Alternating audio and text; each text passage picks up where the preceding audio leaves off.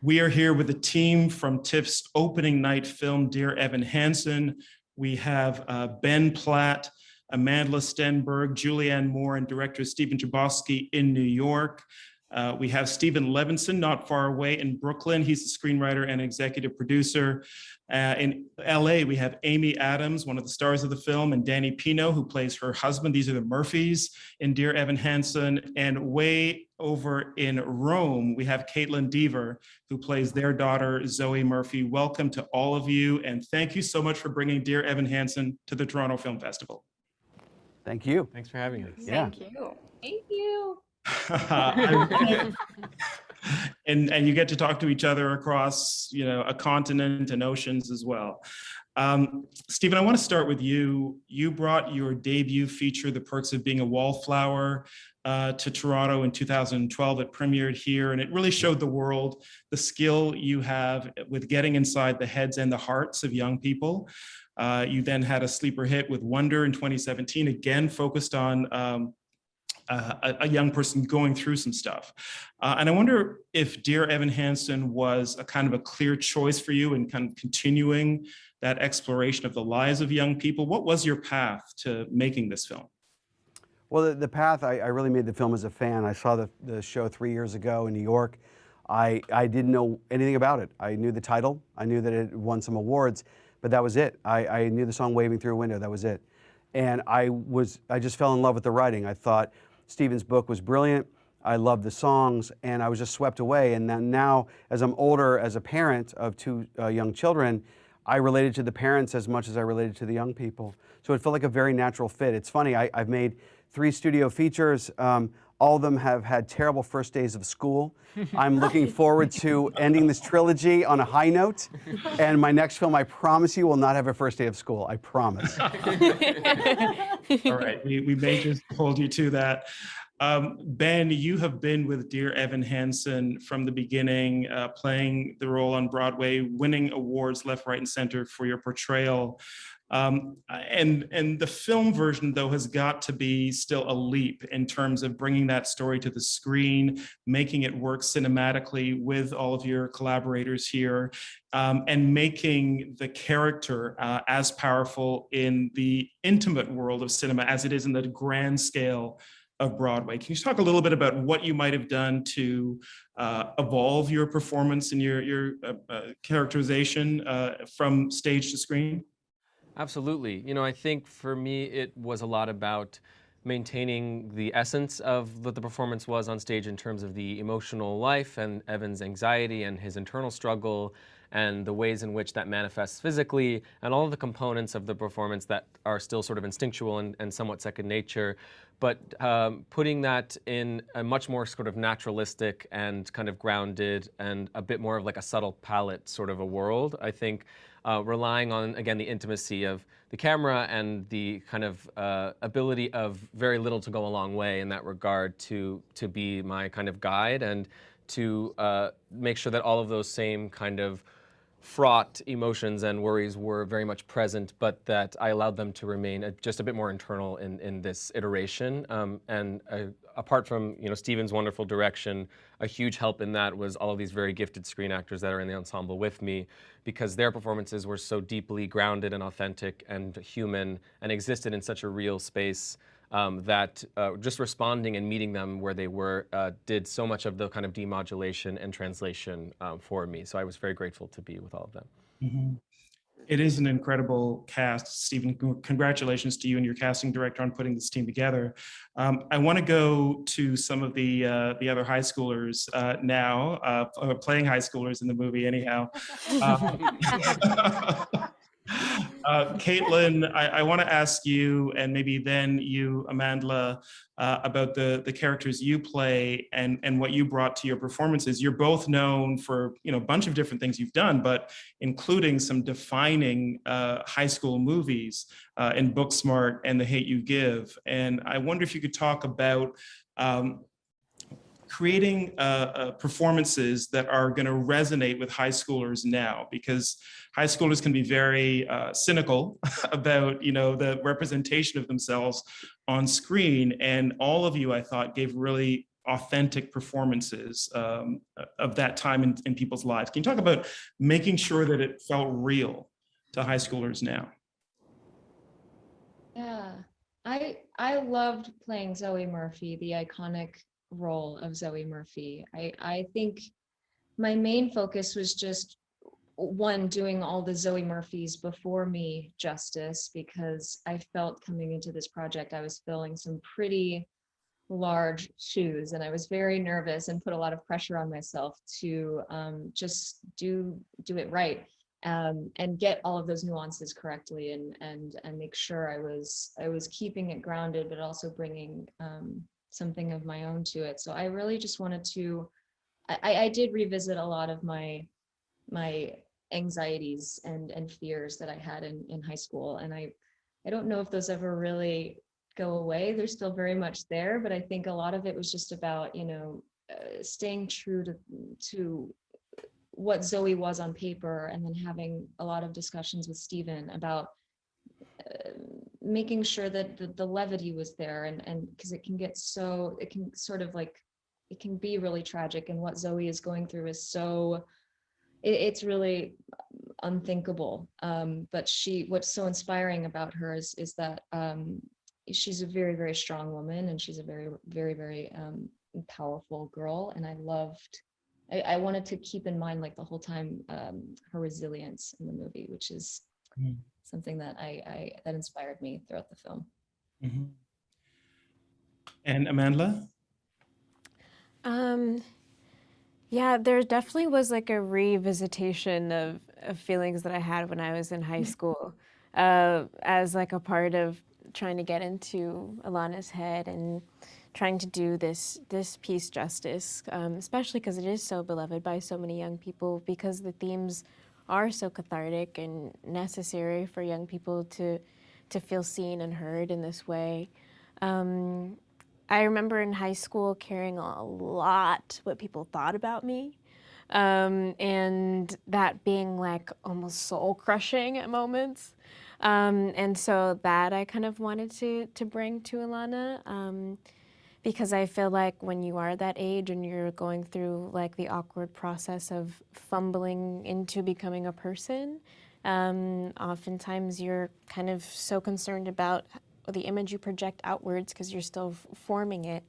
And so that felt important for Ilana, that she's like fumbling through figuring out how to be a person too. And I don't know, I hope that feels real to young people watching this, because that's just a normal part of being a person and becoming a person. And as you get older and you have more context for your life and your sense of identity, it becomes so much less important. And yeah, I hope that they're able to feel while watching this movie and seeing these characters that not knowing how to engage with the world at large or struggling with mental health is completely normal and just a part of growing up.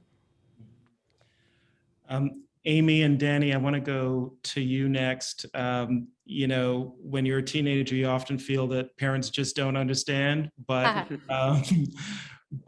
and your characters are going through a lot in this film, and yet you still have to give the impression that as much as you're going through, that you are a family, that there is still that connection between you and your daughter. Can you talk about, first of all, how you create the fiction of these actors coming together to play a family that's lived together for many, many years, and then the emotional depths you have to go to portray what this family goes through in the film? Please. I think it really speaks to the process we were able to go through, the time we were able to spend together, and the talent of the actors I got to work with. During the pandemic and shooting this, we had all been so isolated, so to have this moment of intimacy for me felt very profound and it felt like such a gift, and I was so grateful for it. So I really clung to my cast members in a way that I felt I ended up really using Cynthia, because she is really clinging for intimacy, for connection, and yet at the same time hiding from herself. and not revealing herself to her family. So it is she's on a journey, and it's a process, and I was just really grateful to the entire cast for the environment that was created on set, and to Stephen. It was a very special time to me. I echo exactly what you're saying. Yeah.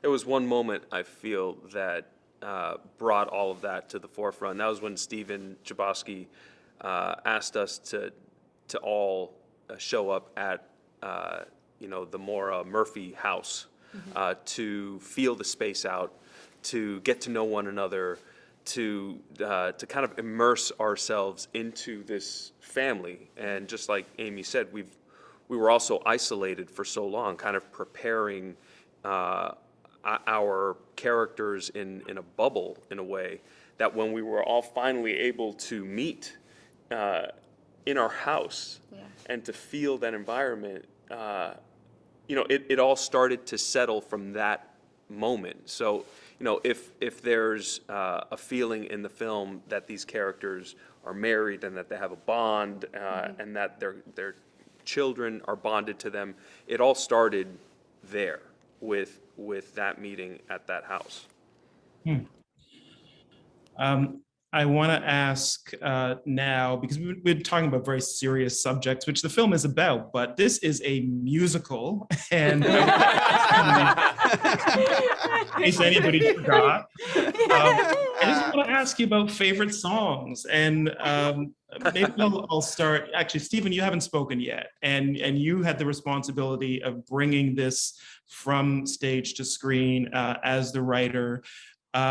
As you're writing this and you've got the whole musical in your head, are there songs that for you just popped out that just were the ones that were your favorites?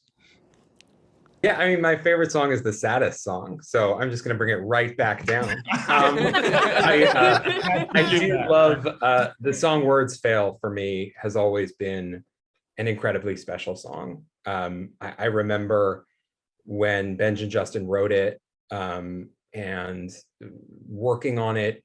We worked on it in DC. We had an out-of-town production of the musical before it even went to New York. And I just remember being up in the rehearsal room in this theater in DC, like trying to hash it out. And Ben came in and Ben sang it. And so it's like, it's very, for me, that song, like so much of that process is embedded in that song for me. And it's just a beautiful song too.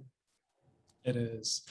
Julianne, I want to go to you next. I think for both you and Amy, a lot of moviegoers will know you for, award-winning dramatic roles, but both of you can sing. We know that. And Julianne, I want to ask you about the song you sing and just about, your approach to the musical side of Dear Evan Hansen. Well, my singing was news to me. Let's put it that way. The last time I sang was in high school in The Music Man, and it wasn't very demanding at Frankfurt American High School.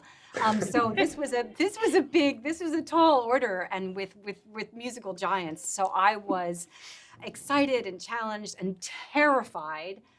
But also so gratified to have this opportunity. And as Stephen was saying when he talked about words fail, every single song in this musical moves the story forward. This is not the kind of musical where somebody's like, let me tell you about this thing that happened to me.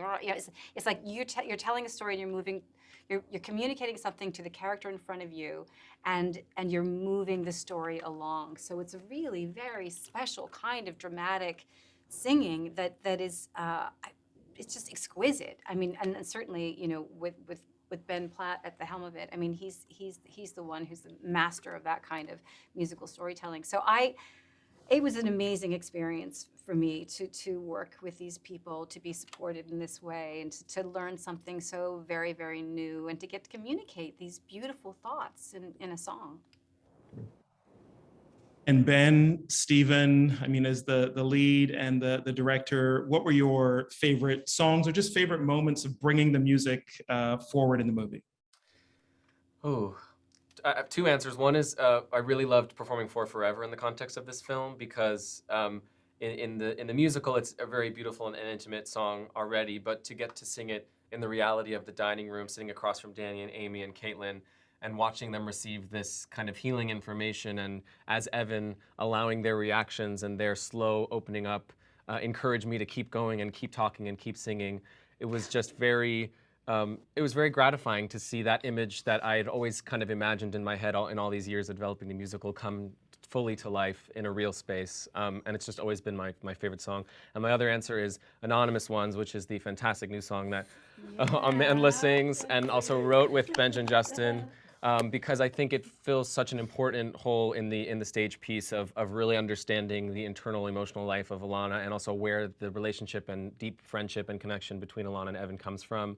And I think it's representative of a whole new group of people that the film is very specifically speaking to, in terms of the people whose mental health struggles and emotional struggles don't present in the classic kind of more obvious ways that perhaps Evans do.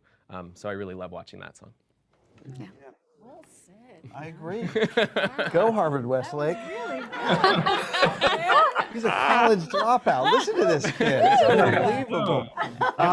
God bless you, sir. I will say, for me, I could never pick a favorite song, just like I couldn't pick a favorite cast member. They're all fantastic for their own reasons. I will say, though, that's in terms of as the film director.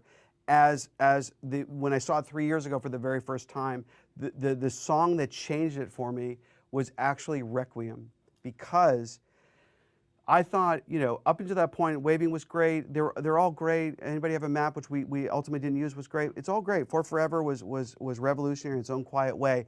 But Requiem, I gave huge props to Benj and Justin for dealing with the anger that people feel after suicide. I've lost people that way. I think a lot of us have. And I thought that was very brave to just be very unabashed of like, I'm not going to mourn you.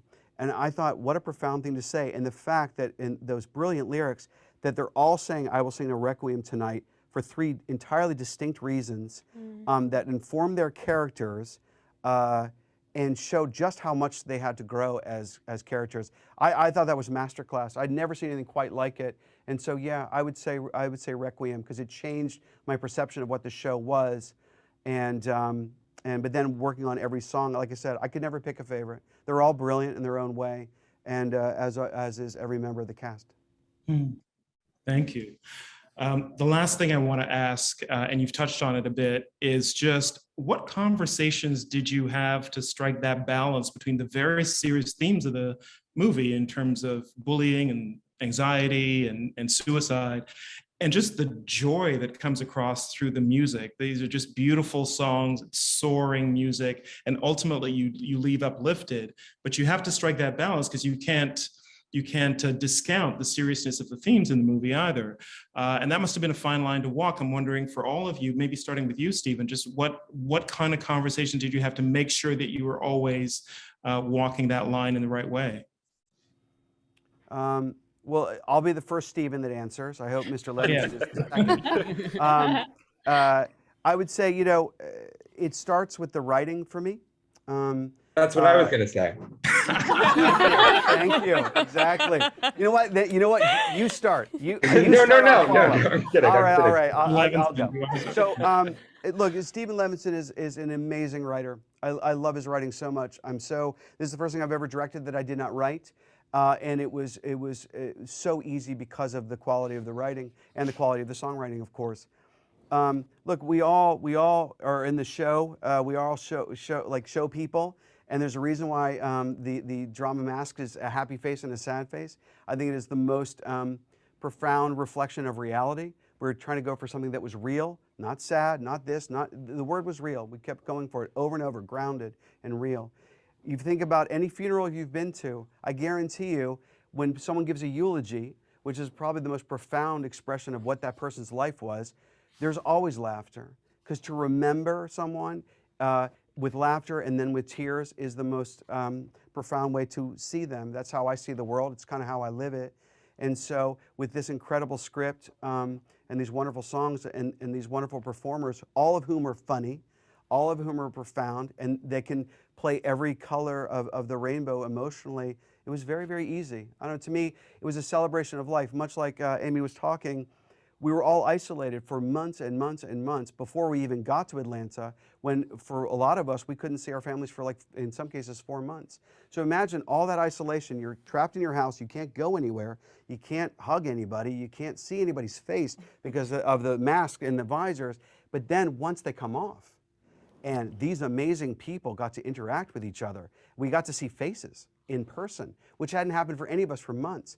The combination of the isolation and the depression and anxiety that comes from it, then with the joy of being able to take off the mask quite literally and be grateful just to work, something that we took for granted.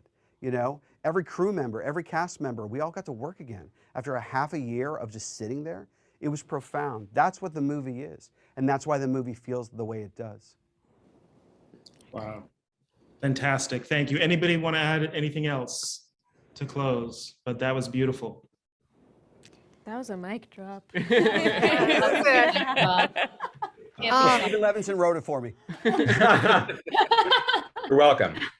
I will just then thank all of you for taking the time to be here to talk about Dear Evan Hansen, for making the movie, for taking us through some deep, powerful emotions at a time when I think we just need to feel something and to connect with each other again. So thank you all. Stephen Levenson, Kaitlyn Dever, Amy Adams, Danny Pino, Amanda Stenberg, Julianne Moore, Stephen Chbosky, and the star Ben Platt. Thank you.